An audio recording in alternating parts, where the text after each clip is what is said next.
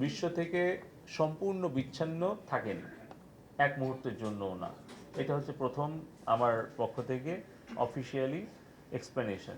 Second হচ্ছে, আমরা যদি স্ট্যাটিস্টার, আপনারা যদি এখনই যান গুগলে, দেখবেন যে সারা বিশ্বের সর্বোচ্চ সময় ধরে ইন্টারনেট বন্ধ করে রাখার তালিকায় টপ 10-এ বাংলাদেশ নাই।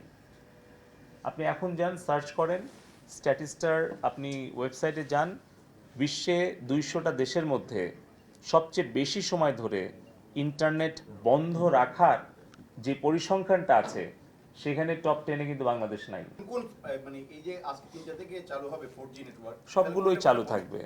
ফেসবুক, ইউটিউব এগুলা কি আমরা আসলে তো সম্পূর্ণভাবে কখনোই কোনো অ্যাপ্লিকেশন আমরা ব্লক করিনি। এটা এখন ডিপেন্ড করছে তাদের আচরণের উপরে। এখন তারা যদি আমাদের দেশের আইন, সংবিধান এবং নিরাপত্তা সব কিছু বিবেচনায় রেখে তারা যদি দায়িত্বশীল আচরণ করে, তাহলে অবশ্যই তারা বাংলাদেশে আমাদের সকলের সহযোগিতা পাবে, এবং আমরা কোনো কিছু ব্লক করতে চাই না, কিন্তু আমরা তাদের ব্যাখ্যাটা জানতে চাচ্ছি।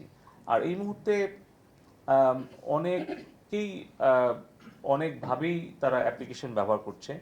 আমরা আমরা অনুরোধ শুধু করব যে ভার্চুয়াল প্রাইভেট নেটওয়ার্কটা ব্যবহার করা ঝুঁকিপূর্ণ, অতএব ব্যক্তিগত নিরাপত্তা, ব্যক্তিগত সুরক্ষা এবং তথ্যের সুরক্ষা, এই সব কিছু বিবেচনা রেখে যেন ভার্চুয়াল প্রাইভেট নেটওয়ার্ক এটা ব্যবহার থেকে আমরা বিরত থাকি।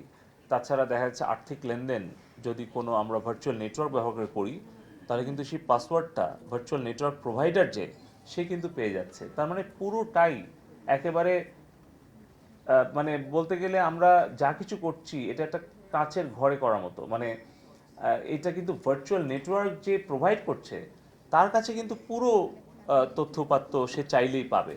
সো এটা একটু ঝুঁকিপূর্ণ হয়, এই বিষয়টা আমরা বলছি।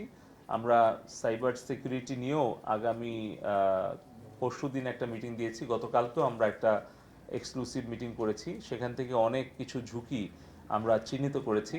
আমরা আসলে এখন সবাই সম্মিলিতভাবে কাজ করছি। তো এই মুহূর্তে আমি নির্দিষ্ট কোনো অ্যাপ্লিকেশনের কথা বলছি না, এটা আমাদের আইন শৃঙ্খলা রক্ষাকারী বাহিনী, গোয়েন্দা সংস্থা, তাদের তাদের নির্দেশনা পরামর্শক্রমেই আমরা প্রযুক্তিগত সহায়তা দিচ্ছি। ফলে তাদের যখন যেখানে যে ধরনের সহযোগিতা প্রয়োজন হচ্ছে, আমরা একসাথেই কাজ করছি সেইখানে তাদেরকে সেই সহযোগিতা দেওয়ার জন্য। ফলে আমি নির্দিষ্টভাবে কোনো অ্যাপ্লিকেশন বা কোনো প্ল্যাটফর্ম বা কোনো ওয়েবসাইট আমি এই মুহূর্তে উল্লেখ করতে চাচ্ছি না। কোনো অপপ্রচারে বিভ্রান্ত না হয়, গুজবে কান না দেয়, এবং ইন্টারনেটে যাই দেখছে, যাই শুনছে, সেটা সত্য মিথ্যা যাচাই না করে যেন এটা বিশ্বাস না করে, শেয়ার না করে। কারণ আজকে আমরা মোবাইল 4G নেটওয়ার্ক আমরা ওপেন করে দিচ্ছি, ফলে অবাধ তথ্য প্রবাহ যখন হবে, তখন কিন্তু এর সাথে সাথে কিছু মিথ্যা গুজবও ছড়ানোর চেষ্টা করবে দেশ এবং বিদেশ থেকে। তো আমি আমাদের গণমাধ্যমের সাংবাদিক ভাই বোনদের মাধ্যমে আমি সকল ইন্টারনেট ব্যবহারকারী দেশের সকল জনগণকে অনুরোধ করতে চাই যে আপনারা সত্য মিথ্যা যাচাই আগে, ইন্টারনেটে শেয়ার পরে, এই নীতিতে আমরা সকলে যদি চলি, এবং যাই কিছু আমরা দেখি না কেন, যাই কিছু আমরা ইন্টারনেটে আমরা শুনি না কেন, সেটা যেন আমরা যাচাই বাছাই না করে আমরা যেন গুজবে কান না দিই।